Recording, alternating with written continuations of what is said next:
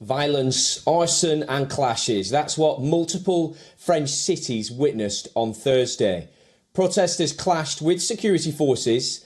The day marked the most serious violence yet of a 3-month revolt against the president's reform plan. The government says at least 440 personnel have been injured.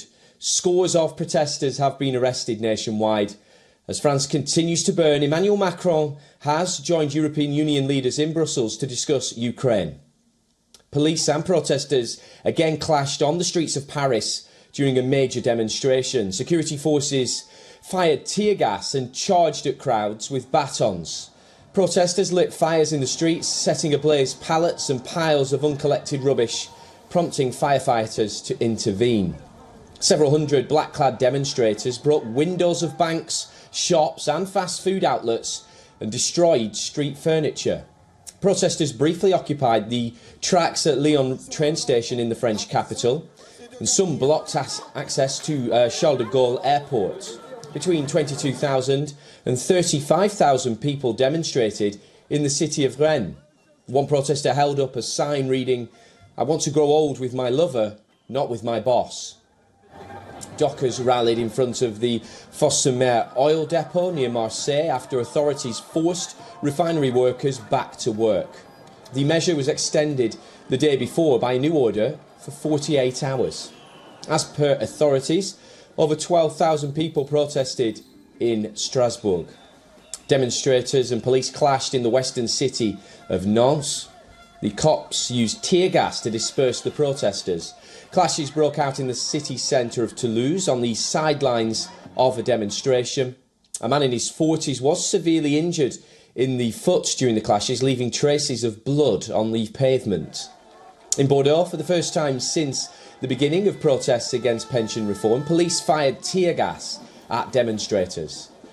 The city hall was set ablaze as protests raged against the government's plans to raise the retirement age. Videos showed flames at the entrance of the building, which damaged its massive wooden door. Well, the British monarch King Charles is due to visit the city next week.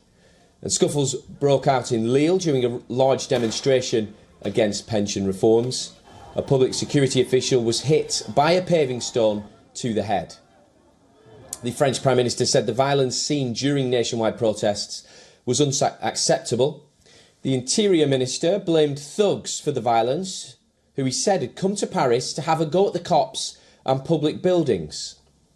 The uproar over the pension reform has turned into the biggest domestic crisis of Macron's second term in office. A recent survey showed his personal approval rating at just 28%, the lowest since the anti-government Yellow Vest protest movement in 2018-19.